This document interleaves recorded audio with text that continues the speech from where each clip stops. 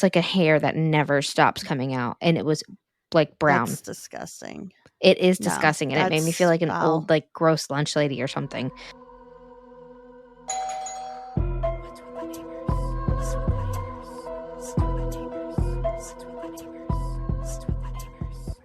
What is your name? Are you not shaving this month? It's November. Dude, what's the point in shaving right now? Short season is gone.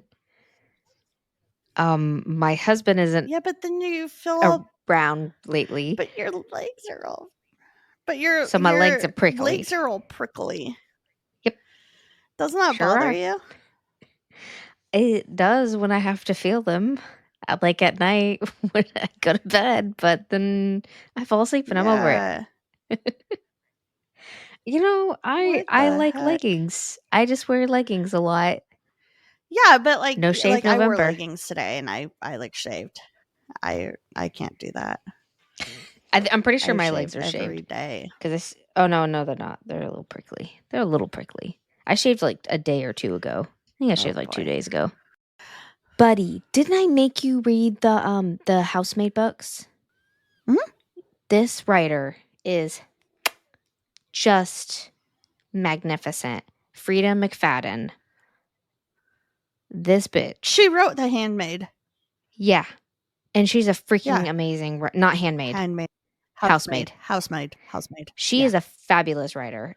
I am listening to a book called The Crash right now. I am stressed out. But I started it today and I'm almost done with it. Really? And it's really long, but yeah, it's so good. It's really good. It's called The Crash. You should listen to it. It's throwing me off. Okay. Just so many like best time sellers that are out like really displayed in place. Yeah, she's a good writer. You should listen to her books if you need a good book to listen to. Okay. The Crash. Okay, I have a question for you. All right. I'm going to be honest with you. I put zero thought into this question. I put so much zero thought into it. I actually just said, ChatGPT, give me a crazy would you rather. I'm sorry. I had to be honest with you. Okay. Would you rather be trapped in a pitch black cave with something breathing just a few feet away from you, or wake up every night at 3:17 a.m. to see a different stranger silently standing at the foot of your bed? Oh my God, the first one. I feel like I hate that because like you wake up and it's like this immediate like stress. At least like in the cave, like I could try to like find a wall and like I don't know. Oh my God, I hate being woken up scared. Yeah, that's like the worst feeling ever. And then like you go with that anxiety for like the rest of the day. Yeah, it doesn't go away. Yeah, no, you're just like on high alert the rest of the day. Yeah, that sucks. I think definitely the first one too. Yeah, the first one. Yeah, that's a good question. That's interesting. Good job, ChatGPT. This is our Hometown Horrors episode. Hometown Horrors. Where we tell listener stories that have been either submitted in or we have mini stories if we don't have enough listener stories. So send in your personal true crime, paranormal, and neighborhood drama stories. Mm-hmm. Anything related to any of those topics, send in if you've ever had any experiences. We want to hear about it and tell the world all of your dirty secrets. So, send it to wwtnpodcast at gmail.com. Sorry. I will go first. I will tell my neighborhood story. All right. Are you ready for this? So I got this from BuzzFeed. It says, I lived on the first floor of an apartment and my upstairs neighbor, one suite over, one day yelled at me. So it sounds like it was like they lived above their neighbor, but their neighbor was like diagonal to them. Diagonal down. Okay. Does that make sense? Okay. Yeah. Yeah. So one day they yelled at me that my body wash from Bath and Body Works wafted into his suite every time I showered, and it made him sick. The way he was carrying on, he made it sound like I bathed in poop. He said he was going to go to management and have me evicted if I didn't use something else. I later learned from another neighbor that he was always trying to cause ridiculous problems with the neighbors. Clearly, I don't think it's been years since Bath and Body Works has had poop smelling body wash. I'm pretty sure that shit's discontinued. Yeah, I think they discontinued that. Yeah. Even like their worst smelling one, it's not like enough to the smell definitely, like, you would probably smell like a little bit of it. There's no way that it's like traveling outside and then back into somebody's house strong enough for it to be like a complaint. No way. That reminds me of the cologne from Parks and Rec by Dennis Feinstein. Maybe it's one of his. I can't think of one of the names of his, but they were all pretty terrible. I can't think of them. I'm rewatching that show right now. I just finished rewatching it. Yeah. All right. So I got all these from Reddit because there were some pretty good ones on Reddit. So I was like, eh. So this one says, when I was a kid, my favorite uncle was the youngest in the family.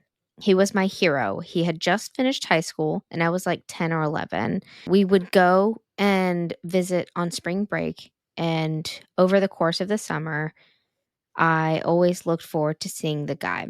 We'd listen to records and tapes, and he'd introduce me to bands like The Cult, The Inks, The Doors, Bowie, Stevie Ray Vaughan. As I entered my teenage years, my life started, and my friends became the center of my universe. And those spring break and summer visits eventually stopped happening. Eventually, I graduated high school, and around the same time, my uncle started a family. A few years out of high school, and my mom called me up and let me know that my uncle had passed away. I hadn't seen him in a few years, and when I asked what happened, the only reply I could get was he was sick. It wasn't until years later I found out that he had taken his own life. He didn't leave a note or anything, but the general consensus was he learned he didn't have long to live and took the easy way out. Here's where things get interesting for me. Shortly after the funeral, I started having dreams. I'm a pretty lucid dreamer, not in the sense that I can decide what happens in the dream, but I can recall my dreams in vivid detail. Maybe there's another word for it. I don't know. Anyways, I started having dreams about my uncle. Sometimes we were just sitting in his room from where I was a kid, listening to music and making jokes. Over time, they became very strange. One dream I had, we were in a movie theater, sitting really close to the screen, and we were eating popcorn. The screen was playing something, but I couldn't distinguish what it was, and my uncle was talking, but I could not figure out what he was trying to say. Another was the two of us in a hallway, and all the doors were locked. The most troubling dream I had about the guy, which was the most recurring dream, is when I would find him sitting at a rope bridge. He would stare at this bridge and get up and try to walk across it, but there were snakes that would strike at him when he tried to cross. A snake would snip at him, and he'd go back to where he was sitting and just look at me, then look at the bridge. So I'd walk onto this bridge and look across, and every few feet was a very angry snake. All the way across, I grabbed my uncle's hand and took him out onto the bridge. And he would be apprehensive because of the snakes. So I stood in front of him and kind of hopped up and down on the bridge. The momentum, or whatever you call it, from the bouncing the rickety old bridge would make the snakes angry, but if you bounced enough on it, the snakes would eventually teeter over the side. It was a very strange Eureka kind of dream. So my uncle would step out onto the bridge, walk a few feet, bounce the bridge, so make the snakes fall off. The dream would always end with my uncle making it across the bridge and me getting this feeling of reluctance to follow him across. Then I would wake up with this overwhelming feeling of sadness. These dreams happen for almost 20 years. Yeah. Oh my God. I was going to say, you know what that makes me sound like? It's like a small little quest on a game. Like a Donkey Kong game. Yeah. Sorry. So okay. That's 20 good. years? It does. Yeah. These dreams happen for almost 20 years. Always the same. Me and my uncle shooting the shit or me helping him solve a puzzle of some sort. The snake and rope bridge was the most common. Never told a soul in my family about what my uncle and I were up to. I always thought it would be upsetting, like he wasn't at rest, like he was in purgatory or something. Maybe he was. I eventually just came to accept that my uncle was haunting me. And for the most part, I didn't mind. My grandmother died a few years ago. Nothing tragic. She caught pneumonia and never really recovered from it. One night she went to sleep and never woke up. We celebrated her life, hugged, and healed the way families do when death comes to visit. Since my grandmother's funeral, I haven't had a single dream about my uncle. Not one. I think that was confirmation that I needed, that there's something out there for us when we die. Or maybe my grandmother passing away was the catalyst I needed to let my uncle go. I look back on it now and I like to think my uncle was just lost. He was lost in life and that carried on in death. I also think my grandmother, on her way to the sweet ever after, found her baby boy, picked him up, dusted him off, and brought him home. I thought that was really sweet. Aw, that's really sweet. I read that earlier and I was like, oh, that's actually a really sweet one. Yeah. But I also wonder if like maybe he was lonely in the afterlife, so he would visit his nephew. Oh, I love that. Yeah, and so they were just doing like little puzzles and stuff, and once his, it sounds like it would have been his mom passed away, he was like, okay, well now I have somebody. Now I have someone to Thanks keep me for company. keeping me company. Yeah. 20 years. That's a long time. Yeah, he must have been That's young. insane. Yeah. Well, he was a teenager. Oh, geez. So I have a listener story from a hometown horror from a listener, Tiffany H. So thank you, Tiffany, for sending in a story. Thanks, Tiffany. So it says, a little background. I used to be a crime scene investigator because I was a patrol officer that was transferred to the crime scene unit. I had a very brief training period before being cut loose. Unfortunately, well for me anyway. LOL. A homicide never dropped during that time frame.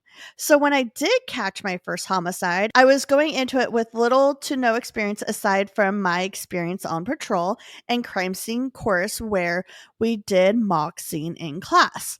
And that's like honestly the only way, if you don't get that training during your training period, how are you supposed to know, right? On the job.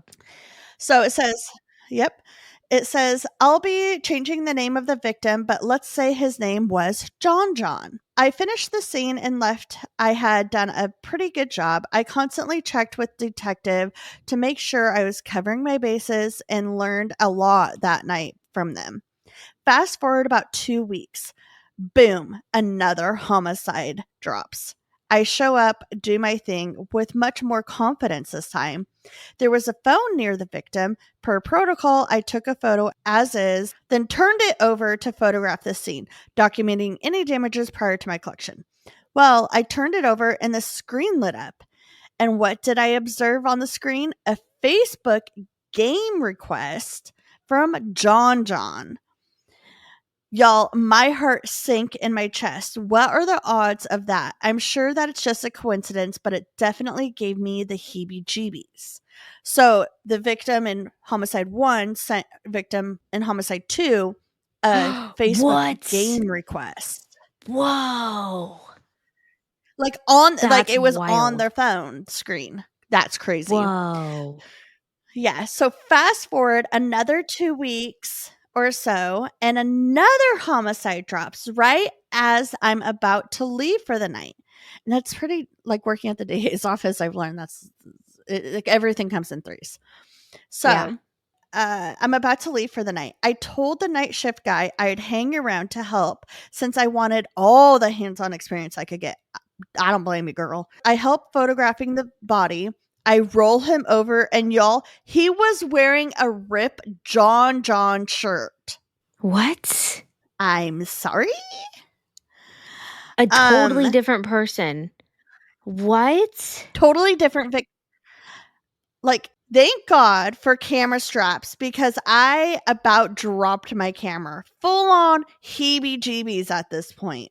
Once I gathered myself, I realized it made sense. My original scene was just a few streets over in the same neighborhood. I found out later that they were buddies and ran in the same circle, but what are the odds that the shirt he was wearing when it was his time? Probably all coincidence, but it sure was creepy at the time. That gives me the heebie-jeebies. That's wild. Ooh. That would I'd be like, what? What? I'd be like, someone's definitely after all these people. Yeah. That's wild. That's pretty cool. Oh, wow.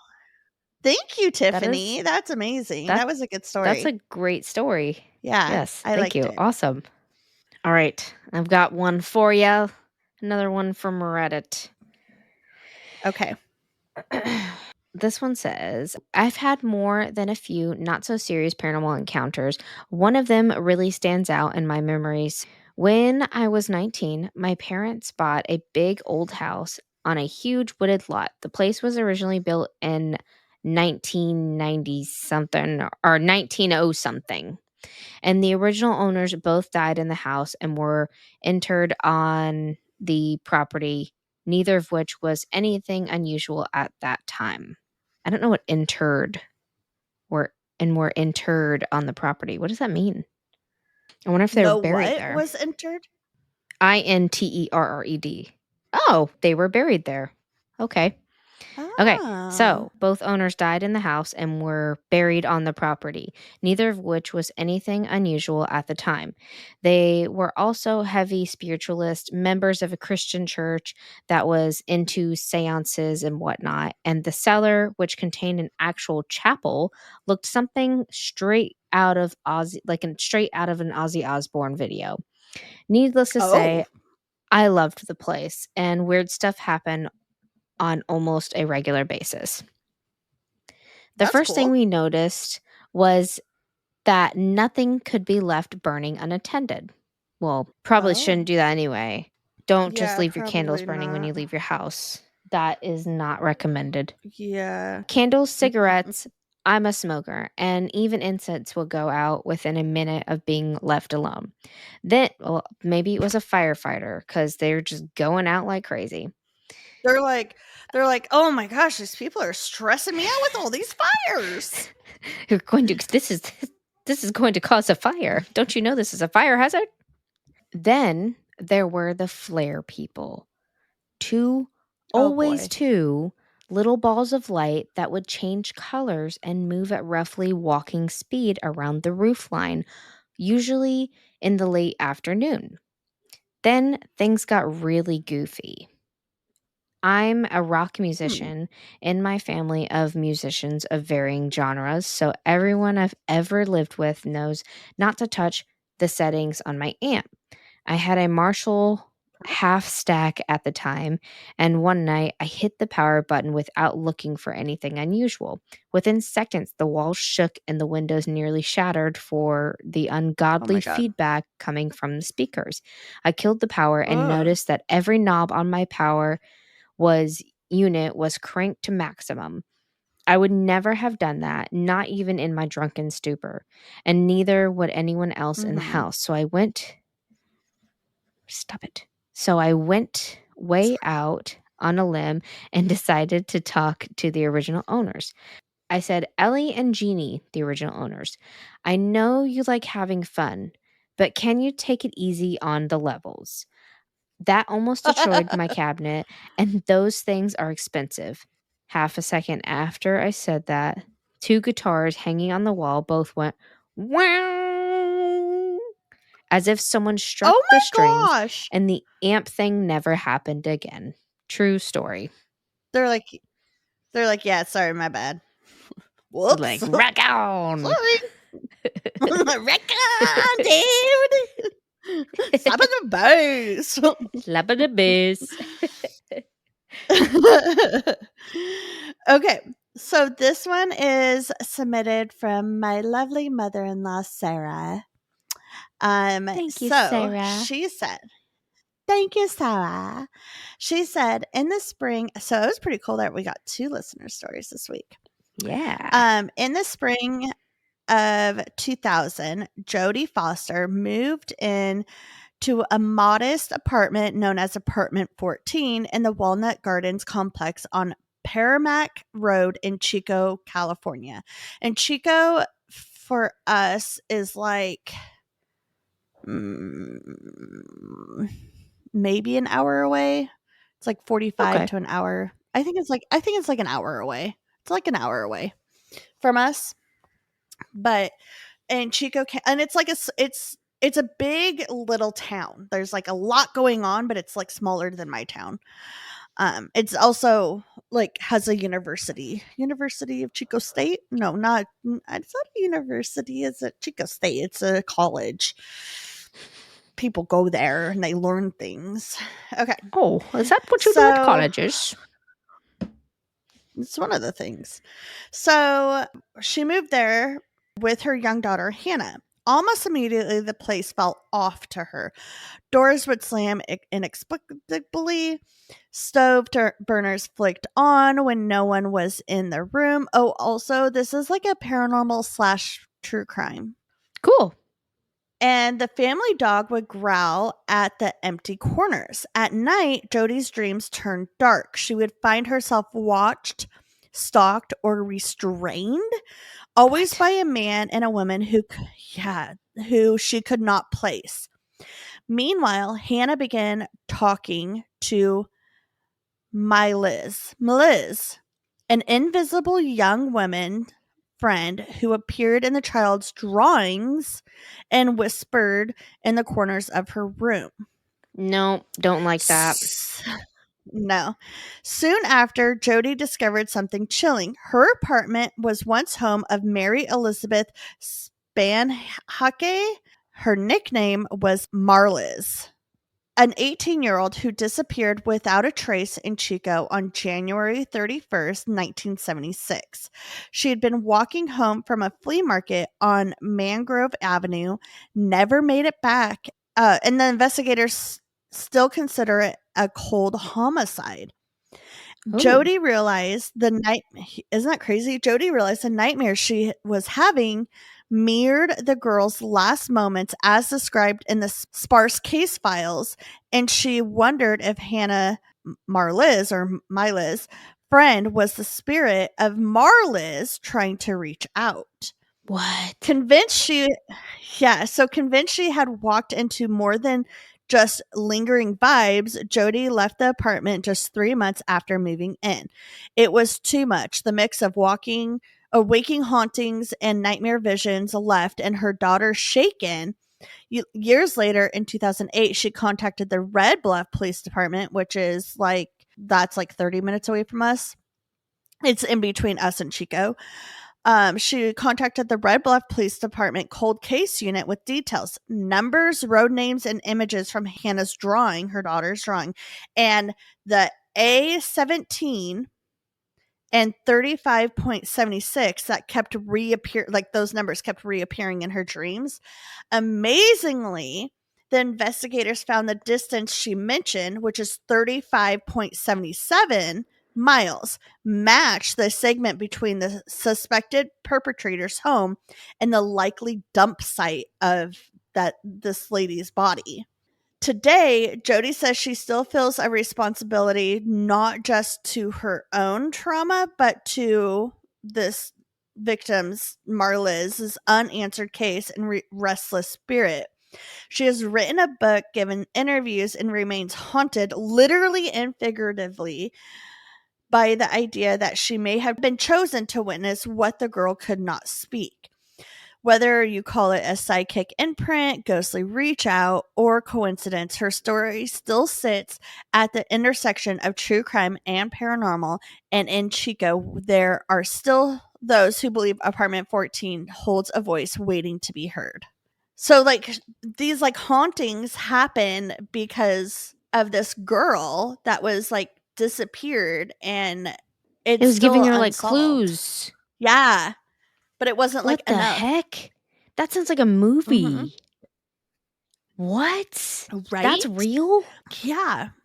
There was a Netflix documentary of, not Netflix, it was an episode on Unsolved Mysteries, and Unsolved Mysteries season 2, I believe it was. Mm-hmm. And what was the other one? Dude, that's on Netflix. Insane. Yeah, the Unsolved. I know. Wild. That is so wild. That my mind is blown. That's wild. That's crazy. The drawings with the number, that's what. I know. But did they find anything? No. Okay. No. Okay. It's still unsolved. But they checked. But like, yeah, it was like, but if it was so long ago, if it was a possible dump site and it wasn't there, like it's all gone now. Right. Okay, that makes sense. Okay. Gotcha. Yeah. Damn, that's crazy. All right. Wild. Thank you, Sarah. All right. Another one from Reddit. I would like to make my story known to others that have maybe experienced what I have, or if you haven't, don't take this with the grain of salt. Now, I have been a longtime avid outdoorsman. I live in Michigan and love hunting, also backpacking. I've only had 2 experiences like this. The one I'm about to describe is the worst of the 2. This happened in 2019. I was at a buddy's house whose whole family lives on one street. All the houses are on one side and everything is woods everywhere you go. My friend's house is at the end, farther down the road. So, with that being said, nobody that isn't his family will be outside, especially late at night. We were having a fire. It was maybe 1 a.m. ish, and my friend asked me if I heard people talking. He turned off the music, and we sat there silent. We listened, and then we heard a very strange laugh, but only one thing, not multiple. Then the laugh like morphed into 3 things. I would say it started talking. Oh. It was weird hearing it. Yeah. Yeah, I don't know. Like maybe he said like one laugh. So like, ha, and then like turned into like talking. I don't know. Now, where we heard this was across the little stream, so we would hear it if it was coming to us. My friend had bad vision, so the next part I only saw. There was no cloud cover that night, and the moon slightly lit up the tree line. I swear I saw a man turn into a dog thing, like upright 4-limbed man thing, just turn into a creature on the ground like a dog. I started hitting my friend repeatedly. As a Slenderman. Skinwalker, repeatedly asking, so that's what did you see that? Yeah. Everything that happened so far, it has been maybe 5 minutes. It was moving very slow, like it was stalking us. It kept making strange noises. We could hear barking in front of us. In front of us was a pond, and on the other side of it, in the middle of a huge clearing, it was there. Then it appeared out of the tree line. We both saw a shadow appear. Now, this part of the story I will always shake when I tell. I've been in the woods all my life. I have never heard anything like it. You can make weird electric noises on DJ equipment or whatever, but nothing can compare to what we heard. We saw this thing appear, and it let out the highest pitched scream for about 3 seconds, as loud as a tornado siren. My ears ringing, and it started laughing again. As we were grabbing the speaker, I noticed it running at us. Now, there was a football field of a distance between us and whatever this thing was, and it crossed the pond in what felt like a matter of a blink of an eye. We both went crazy and sorry, I thought I just heard a noise. That scared me. Okay. we both went crazy and scrambled inside, locked the doors, of course. Now, there wasn't a curtain on the window looking out onto the pond, so I sat there staring at that window for what it felt like a year. In all reality, it was 5-ish hours until sunlight, and I got the fuck out of there. I've told older men like my grandfather's that go all over the world for elk hunting, etc., and they laugh at me. I will forever be in disbelief of this event. I will never forget it, and every time I think about it, I can't get that scream out of my head. Thank you for hearing my story. I think a lot about it. Like this thing staring at me through the window and I could see it. What if one of us tripped getting inside? So many unanswered questions I have that I will never know. I don't like That's that. It. Yeah, that's pretty crazy. I don't like skinwalker stuff. I don't want to listen to that story anymore. Please stop. Sorry about that, buddy. It's okay. I forgive you this time. Okay. So this one's kind of sad. In January of 2023, first grade teacher Abby Werner started her morning at Rich Neck Elementary in Newport News, Virginia. Like any other day, greeting her students, collecting backpacks, and settling into a lesson on reading. It's a place. Okay.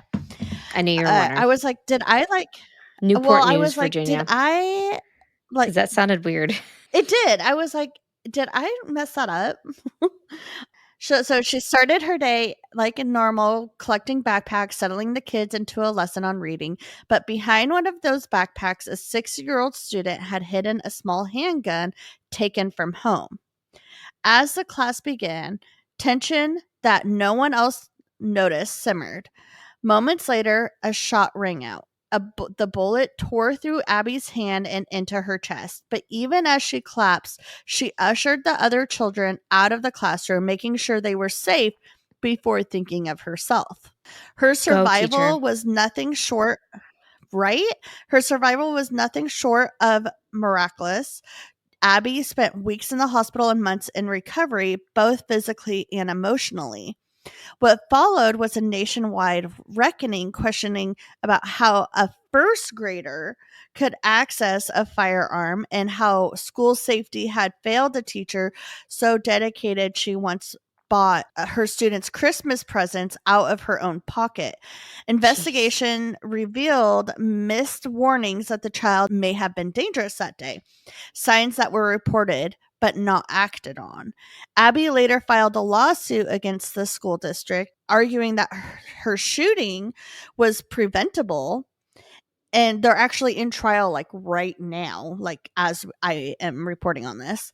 In interviews, she spoke softly but firmly about the need for accountability and compassion, about how she still loved teaching despite the pain. Her story became a symbol of resilience and the quiet heroism teachers show every day, stepping into classrooms where they are expected to nurture, protect, and sometimes, like Abby, risk their own lives to do it.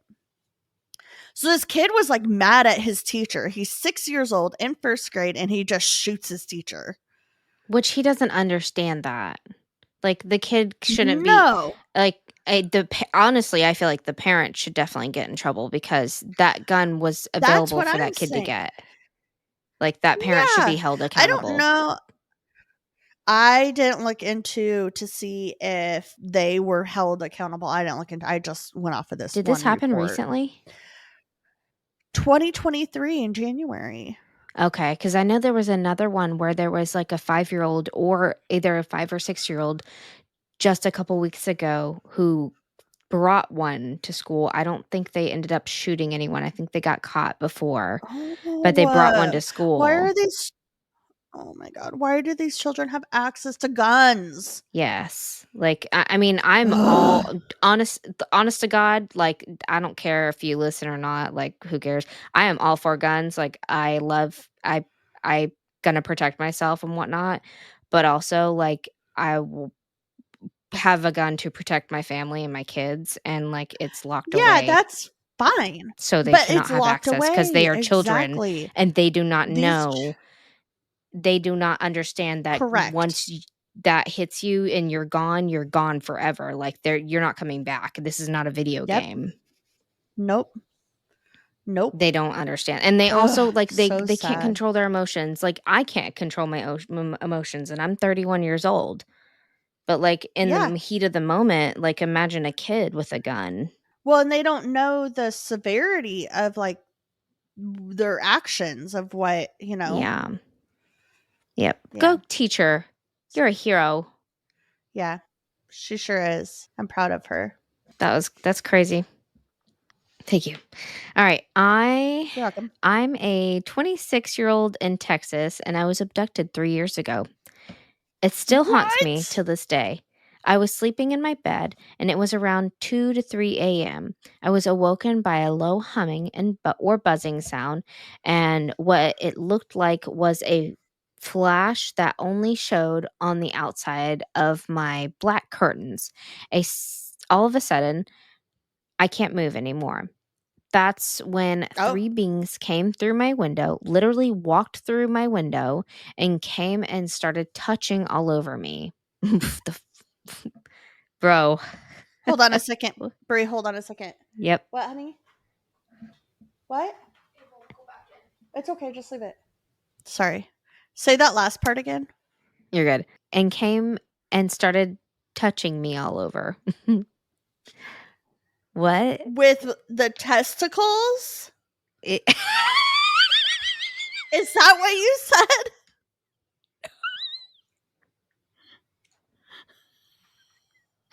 What did you say? What?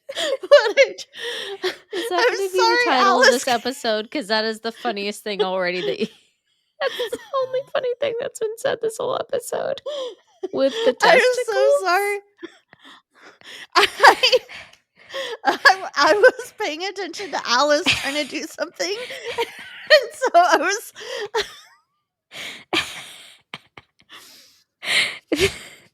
Oh, no. Okay. All right. Let me just tentacles, reread that entire... You said tentacles. Nope. I said nothing about tentacles.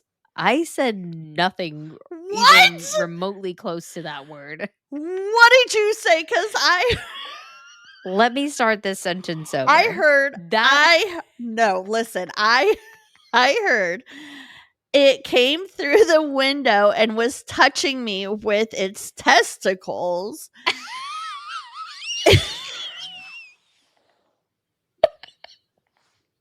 There's a long and then I was like, testicles. I was like, that's definitely not what she said. She definitely said tentacles, but we're already well past that.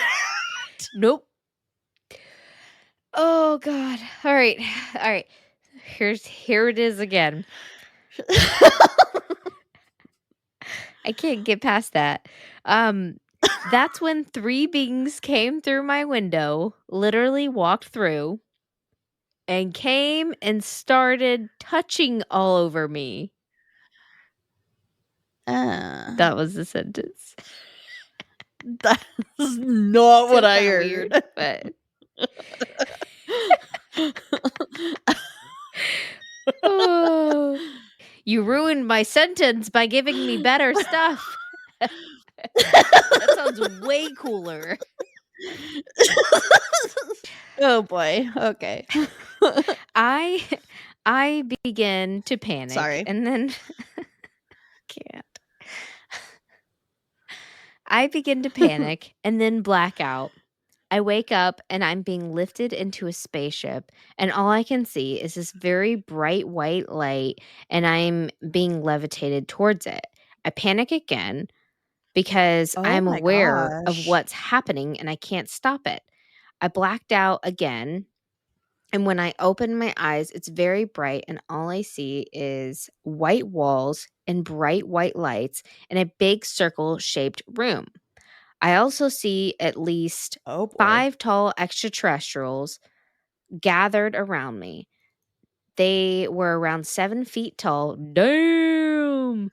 Skin was gray blackish, and they had big black eyes.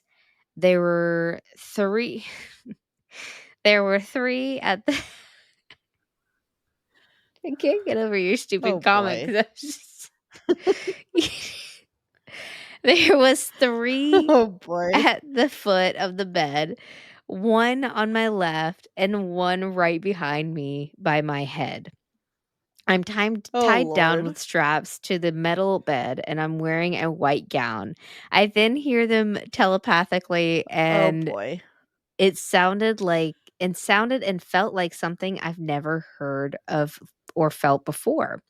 There was only 2 beings communicating back and forth, but it felt like some type of vibration that I heard in my head but couldn't understand the language. Then all of a sudden, they stop talking. I hear an extremely loud drill start up by my head. Nope. And I start to panic. I literally feel my heart thumping out of my chest. I'm crying, and then I feel the drill start in and I pass out. Then I wake up in my bed at my apartment. I immediately start crying and I called my mom and told her that had happened, but then she started saying I sounded crazy and asking if I was doing drugs. I was traumatized by what happened to me, and I had a hard time coping with it for about 1.5 years. I couldn't talk to anybody about it because they would all think I was crazy. So that was hard. Has anybody else gone through something similar? Oh, that sucks. So anyways. Oh, is it just me? Oh, poor guy. Or girl, I think it is just you. I think that's an original experience right there, my dude. I'm so sorry for you. Man, that sucks. Your old mom. Suck. Are you on drugs? Yeah. Oh no. Come on, mom. Actually. I would definitely believe my kid if they told me that they were abducted by aliens. Thanks. Oh yeah, I would too. I would also. Is this anybody else had this experience? Nah, dog. That's just me. You experience. Okay, so here's my last one. Testicles. I wanted to leave on a lighthearted one. So you're gonna like this one, and so is Josh. So okay. I really hope that I haven't shared this one before because it sounded familiar when I was sharing it. But here, whatever.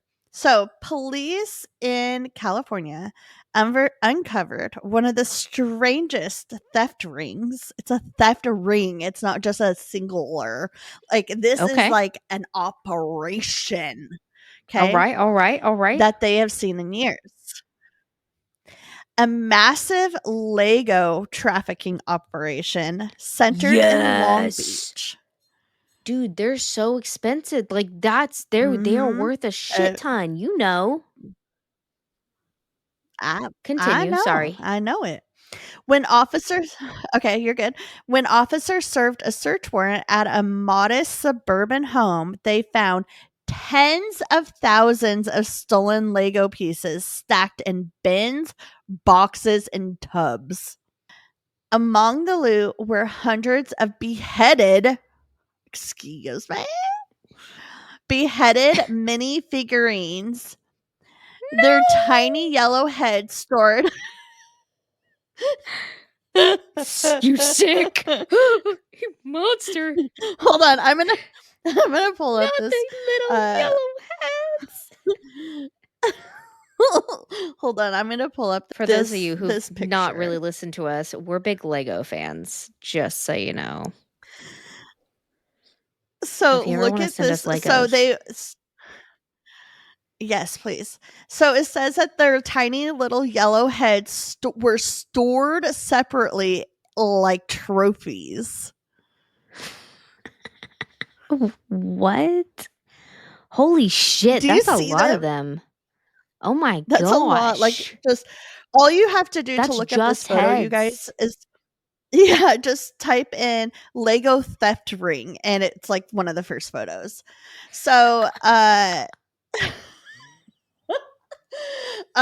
they were stored like trophies. Investigators say the suspect, a 39-year-old man, had been running an underground resale network, stealing high-demand Lego sets from major retailers and selling them online to collectors. What? Dude, that makes me like, what if you bought any of them? Well, do you ever buy resell? We always buy from There's so many Star Wars ones. Yeah. I'm looking at their thing. Detectives begin tracking the operation months earlier after a sting of thefts from Target and Walmart stores across Southern California.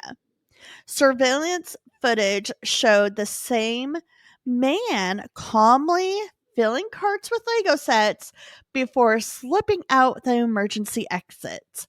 Police later traced online listings to a home address where they discovered shelves of the meticulously organized Lego pieces, some sorted by color, others by theme. Officials said the suspect was making thousands of dollars reselling the stolen sets, often to unsuspected Lego enthusiasts. Authorities believe that the man wasn't working alone. The evidence suggests a small group of brick runners, as they call themselves, helped him collect inventory from stores up and down the state. The discovery of the beheaded figures, some rare and worth hundreds, left investigators both baffled and amused. One officer joked to the reporters, "It's like something out of a toy horror movie." A toy horror movie. Could you like can you imagine like a Lego movie, but it's like horror version? Dude, that is, I mean, in a sense, that's kind of twisted. Yeah. So it says, while the suspects face charges of grand theft and organized retail crime, police say their main goal now is to return the Lego sets to stores and perhaps one day reunite a few of those poor misfigures with their missing heads. So the bodies are still missing. Oh no, but where were the bodies? Where did the bodies go? Oh my. Man, that's crazy. Mm-hmm. I love that. Yeah. Yes, I do too. Okay, do you have a neighborhood story for us? Thank you. I do. All right. This one says, it's a Facebook post. It says, so I guess I parked too close to my neighbor's house this morning, and it's a car with a note on it. And the note says, your car is 2 with 1 O close to my house. There, THEY''RE is better spots. That's they are. And it says, I will have you towed, TOAD. Try me. You will lose, LOOSE. I feel like we've read this one before, but this person really needs to. This is definitely one that needs to be reread because people need to learn how to spell there correctly in the right form. Spell? There is there. THERE, not they are. THEY''RE. That's they are. People are dumb. We don't need to do that. That bothers me so bad. I'm sorry that bothers you. And maybe someone did it on purpose. But you know, you that made me. You know what? Guess what? I fell for the rage bait. I fell for it. Skibbity toilet. Yeah, skibbity. Oh my goodness, skibbity toilet. Yep. I'm gonna go eat. Yep, I'm gonna go. So I don't know. Thank you, listeners, for listening in your listener stories, and I hope that you guys enjoyed our stories. And please feel free to submit them. We're always taking listener stories, and we're also still like taking spooky, scary bedtime stories. If your kids, like, if you need to give your kids an idea to write about something, send in a spooky, scary bedtime story, or if they're having creepy dreams, because we can take those too. Because that episode was so cute. I know several adults that listened to that episode and they loved it. I will say I listened to it multiple times. The girls have been listening it on Spotify. It's probably been downloaded a billion times because the girls have been listening to it on repeat, because I realized that all of our kids' episodes were labeled explicit, and I labeled them unexplicit, so they now are available to kids to listen to. Yeah. Oh, that's cool. Oh, and shout out to Alaska because they're like still our highest listeners, and holy cow, you guys are awesome. Still, that's the birthplace of What's with the Neighbors. So shout out to it AK. Is. Yes. And that's the listening. real hometown holes. Yeah. Okay, love you. Have you checked in on the neighbors? What's with the Neighbors? Bri and Amy out. Say hi to your cats for us. Don't get dead.